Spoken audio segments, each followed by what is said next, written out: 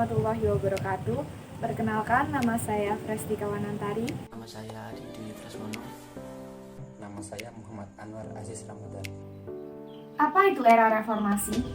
Era reformasi atau pasca Soeharto dimulai pada pertengahan tahun 1998 atau tepatnya pada saat Presiden Soeharto mengundurkan diri pada tanggal 21 Mei 1998 dan digantikan oleh wakilnya yaitu B.J. Habibie. Di sini saya akan menjelaskan bagaimana kebijakan pertanian pada pasca reformasi masa pemerintahan B.J. Habibie. Jatuhnya kekuasaan Soeharto yang terjadi atas tekanan masyarakat dan mahasiswa ditambahi krisis moneter yang terjadi pada tanggal 21 Mei tahun 1998 yang melanda bangsa Indonesia sejak tahun 1997. Bukan berarti terhapusnya struktur kebijakan Orde Baru oleh pemerintahan selanjutnya. Selain persoalan struktural seperti birokrasi yang cukup dan sentralistik, krisis moneter juga membawa dampak yang besar bagi perekonomian nasional.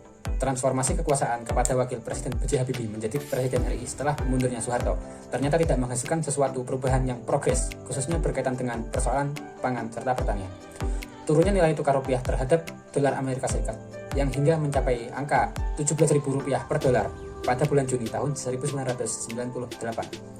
Angka inflasi yang mencapai 11,5% pada tahun 1997 dan 34,2% pada tahun 1997 hingga tahun 1998. Melambungnya harga sembako, tingginya angka pengangguran dan kriminalitas akibat PHK massal, stabilitas keamanan yang kacau, akibat huru-hara sosial di berbagai daerah, utang luar negeri yang terus membengkak, dan lain sebagainya.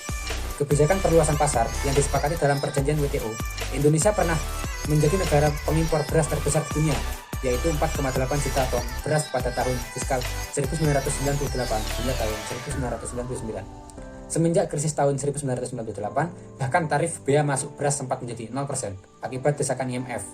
Hal yang sama juga terjadi pada gula, kedelai, jagung, telur, dan gandum, yang merupakan skandal paling merugikan jutaan petani.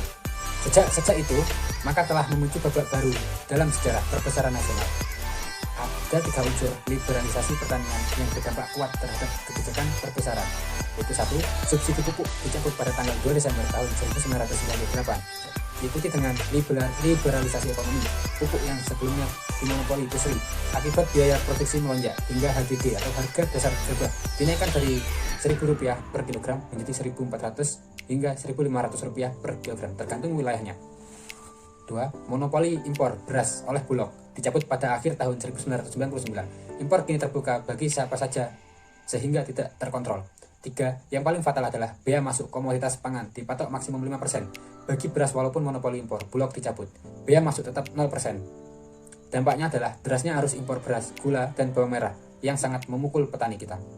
Pada pemerintahan Abdurrahman Wahid, pembangunan sektor pertanian, khususnya dalam kebijakan pangan, coba diarahkan melalui GBHN pada tahun 1999 hingga tahun 2004, yakni dengan mengembangkan sistem ketahanan pangan yang berbasis pada keragaman sumber daya bahan pangan, kelembagaan, dan budaya lokal dalam rangka menjamin tersedianya pangan dan nutrisi dalam jumlah dan mutu yang dibutuhkan pada tingkat harga yang terjangkau dan memperhatikan peningkatan pendapatan petani dan nelayan, serta peningkatan produksi yang diatur undang-undang. Namun, pada kenyataannya, proyeksi sistem ketahanan pangan yang coba didorong oleh pemerintah Gus Dur kemudian berbentur dengan kebijakan yang sudah disepakati oleh pemerintahan sebelumnya terkait dengan kebijakan liberalisasi yang telah disepakati dengan IMF. Meskipun kemudian ada kesepakatan dengan IMF untuk menerapkan bea masuk beras sebesar Rp430 per kilogram mulai 1 Januari tahun 2000, dinaikkan menjadi BM 30%. Akan tetapi, sudah terlambat karena stok yang berasal dari impor telah memenuhi gudang-gudang importir, sehingga harga domestik anjlok. Yang ketiga adalah yakni masa pemerintah Megawati Soekarno Putri, di mana lengsernya Gus Dur dari kepemimpinannya tanggal 23 Juli 2001 Megawati dilantik sebagai presiden baru. Pemerintahan Megawati Soekarno Putri melanjutkan tradisi yang sama pada bersatu petani seperti pemerintahan dan selalu ingin mengingatkan hati petani. Sehabis anaknya harga berapa pada panennya itu dengan mengeluarkan impres nomor 9 tahun 2003 tentang harga pasar produknya berdasarkan spesial yang dilakukan HDP.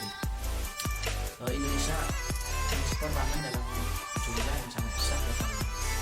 Hasil produksi pangan utama seperti beras adalah sebagai sumber pendapatan bagi mayoritas petani dan kebutuhan masyarakat yang menyeluruh. Yang keempat adalah masa pemerintahan Susilo Bambang Yudhoyono, di mana program rehabilitasi pertanian, perikanan dan kehutanan (RPPK) yang coba dicanangkan oleh rezim pemerintahan SBY guna menjawab penanggulangan persoalan kemiskinan di Indonesia menjadi mengikuti angka yang jelas, dikarenakan hal ini merugikan sekitar 60% petani di Indonesia dan petani duren yang hanya menguasai lahan kurang 0,5 hektar. Lebih parahnya sekitar 70% petani hanya menguasai sekitar 13% lahan, sementara sisanya dikuasai oleh 30 pemilik lahan skala besar. Pada kenyataannya, program rehabilitasi pertanian SBY hanya menyentuh aspek produksi dan tidak banyak menjawab persoalan yang lebih hakiki. Masa Joko Widodo. Di era Joko Widodo ini, beliau memerintah selama 2 periode, yaitu pada tahun 2014 sampai 2019 dan kemudian dilanjutkan pada tahun 2019 sampai sekarang ini. Di era Jokowi ini, pertanian mendongkrak ekonomi nasional. Pada tahun 2014, Jokowi melalui Menteri Pertanian melakukan reformasi terhadap faktor-faktor penghambat pembangunan pertanian, yaitu 1. Melakukan revisi terhadap pengadaan benih dan juga alat mesin pertanian.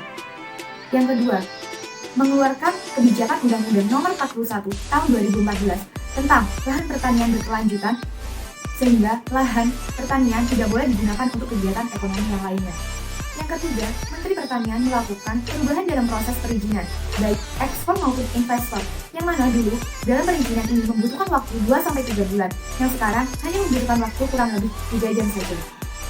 Menurut BPS, rata-rata kenaikan ekspor pertanian per tahun mencapai 2,4 juta ton, dan tercatat sejak pemerintahan Jokowi ini, ekspor naik 9 juta ton per tahun pertama dalam sejarah. Demikian informasi dari kelompok kami yang dapat disampaikan.